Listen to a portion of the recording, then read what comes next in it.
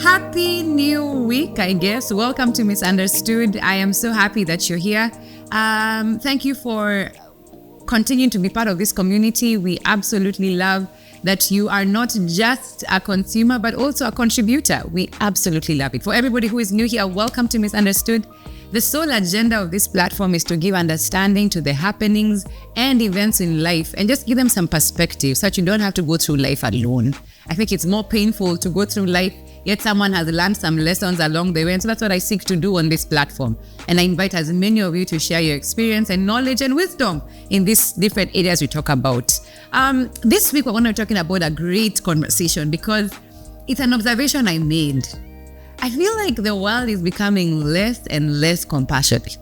Like we are becoming almost obsessed with the fact that compassion doesn't feel like a necessity anymore. That really breaks my heart. And I'll tell you why. Because I feel like it should bother you that other people are not okay, or it should bother you that someone is on their journey and you're not being kind to them. And so, because I'm a serious person, I researched what the word compassion means, and I'm going to read. It says compassion literally means to suffer together. Can you imagine? Many emotion researchers say that it is defined as the feeling that arises when you're confronted with another person suffering and you feel motivated, big word, to relieve their suffering. Compassion is not the same as empathy, because compassion says, I feel your suffering, I'm going to find a way to help you. Empathy says, I just feel it, yeah? And so the thing about compassion is that it's often a fight inside our hearts to say, should I be right or should I be kind, yeah? And I put down some thoughts here because I thought about it for a while. And one of the things I've been feeling is that, so there are people who don't know that they're not compassionate because they think this is how they are. This is just who I am. This is me. Take me or leave me. And it's fine. We will take you or we will leave you. But what the thing is that I put some indicators for us to think about and maybe some red flag that I thought, and I'd like to hear what yours were, about how you can tell that you're not compassionate. So the first red flag is when putting people down excites you. Can you imagine, like, I'm just, leo nitamaliza. I'm going to put them down. I'm going to discourage them. I'm going to tell them off. I'm going to make them feel bad. If that excites you, you have a problem. You are not compassionate, okay? The second thing is that correcting people feels like a flex, not a goal. It feels like a flex. And the actual intention is for you to help them get better. So sometimes you feel like, I'm going to correct you so that you know I'm good, not so that I can help you become better. And I think that's a very big red flag. Another red flag is that pointing out people's wrongs makes you feel like you are right. I think for me, why those three matter is because sometimes subconsciously, you just start correcting people every time and you feel like, I'm the savior, I know it all, I'm the right person. But truly what this conversation is trying to make you understand is that compassion has a lot to do with the intention as to why you're doing what you're doing. I also want to share that just because I am confronted with someone suffering, doesn't necessarily mean that I want to help them because I'm genuine about it. I think the condition of your heart really matters, because sometimes I've come to realize that the people who do good for people so they can feel like and tell the world how they have done good for someone. So that kind of takes away the whole compassion agenda. And so one of the things when I was thinking about this, I thought about myself a lot because I have a strange complex. Self-diagnosing, but the complex is actually the fact that often I find myself feeling like I need to help someone, or I feel like I need to make sure that this person can do what they're meant to be doing and make it easier for them. And it's a good thing. But then I also asked myself the other day, why do I feel the need to be that way? And so I used to wonder, I wondered, in fact, the other day I was asking myself, is it genuine that you want to help, or do you want to be said that you're the one who can be helped? And so I think so there's a show I watched, I think Scandal, if I'm not wrong, and it's a scandalous show. The name says it all. But Olivia Pope had a habit of saying that she is the fixer. And what the fixer was that you're in trouble, she comes and she makes it right and she goes.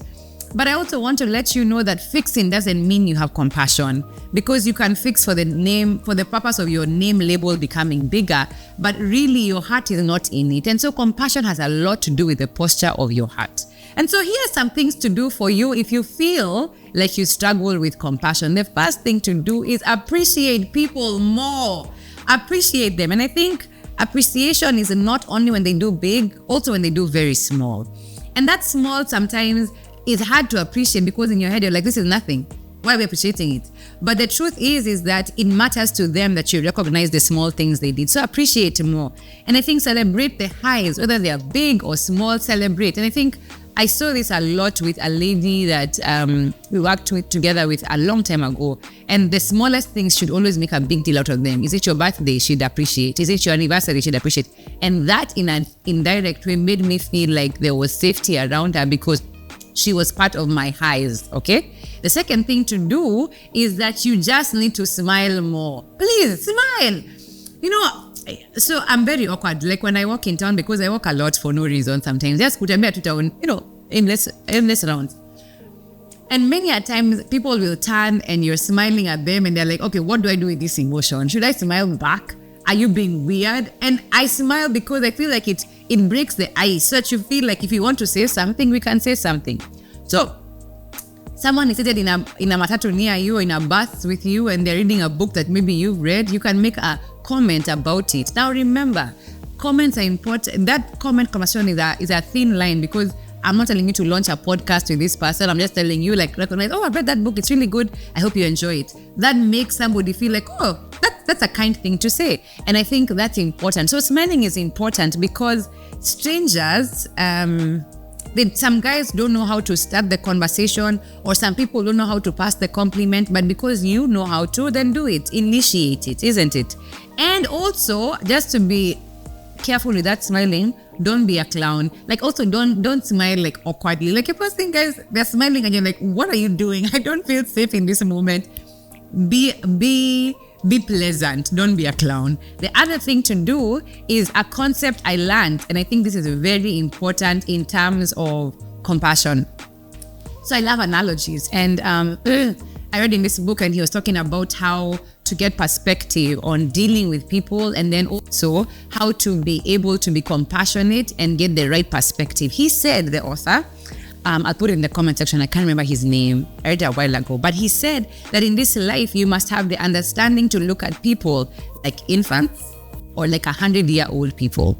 So when you look at an infant, there's an innocence towards their life. They want to try everything. They want to explore. They'll put their hand on a burner, and even though they're like, I'll burn, they'll put their hand in a socket. You wonder why. But to them, it's the innocence of what happens here. And I think that teaches me a lot, because when you think about an infant, what they're telling you is the perspective you have for compassion with an infant is that you don't chastise them for trying. You come to their level and make them understand. So think of people as infants, where you have to keep on explaining and be patient with them. But with the 100-year-olds, that was an interesting one. He said, the author, that you must think of people like 100-year-olds because they have a wealth of wisdom, but they don't have the strength to accomplish the tasks that they've been given. And so what that means is that with them, there is a lot of mind strength and not physical strength. So compassion means you look at where people's strengths are. That's a good thing to say. And I like that point, because even I have this struggle. Often I think to myself, we should all be presenting the same strengths. But then when I look at you and I know that this is actually your strength, I will find strength in it. But then I will also realize that in other areas, maybe this is not your strength. And so when I look at you as an 100-year-old, I will say that your strength is in wisdom and experience. So tell me what you're thinking, as opposed to saying, why can't you lift up that water, that whole bag or that whole couch? Of course they can't. They're 100. What are you doing? And so these two people give life perspective into compassion, because with one, there's a place for patience. With another, there's a place for respect, in terms of the fact that they know more, they just can't do more. This other one knows very little, but wants to do everything. And so the balance is important. So are you struggling with compassion? I think we all are. In a weird way, I think Mother Teresa, if I'm not wrong, said it. She said, if we all cleaned our houses, then the world would be a cleaner place. I think if we were all compassionate, Nyawira version, then the world would be a kinder place. I feel like it's not okay to make people feel like rubbish. It's not okay to throw an unkind comment. It's not okay to be mean. It's not okay to feel like suffering is a part of people's life and they should be okay with it and they should figure out life is like this. No. I think we are all called to a level of gentleness where when I need to be there for you, I'll be there for you. When I can't be there for you, I find a way around it. And so I want to encourage you this week. Why don't you try and practice a sense of compassion? Can we just be compassionate? Let's try and bear people's suffering. And that means sometimes listening more than you are speaking. Sometimes compassion will look like you going for a date and just letting people air out their grievances and not give them advice, but just hear them out. Sometimes compassion will mean you spending a little more time with someone. Compassion will mean not talking down at somebody. Compassion will mean not beating the horse when it's down. I mean, I already know I've made a mistake in life. Don't come and tell me how that mistake is going to cost me forever. Compassion, compassion, compassion. And so try it. It's not easy, but I like it because it makes us feel a need to feel for others and try and do better with and for them. And so this week I'm encouraging you, try as much as you can. Be compassionate. Think of other people's suffering and not bombard them with yours only. And I think that's another thing to also tell is that in compassion, there should be a level where you feel and you know that it's not just them who are suffering or it's not just you who is suffering. So when you meet people, don't go telling them how the world is so hard on you. They also want to share. Give them a place to as well. So that's my thought this week. I don't know what your thoughts are on compassion. Do you struggle with compassion? Are you good at it? Has it cost you?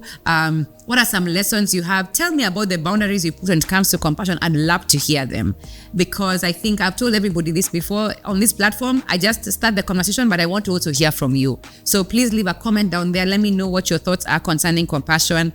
And let me pick your mind as we pick this conversation together. So till next week, have a great week. You know I love you deeply, and let's make a difference and let's try and be more compassionate. So share, subscribe, send this to somebody who needs it.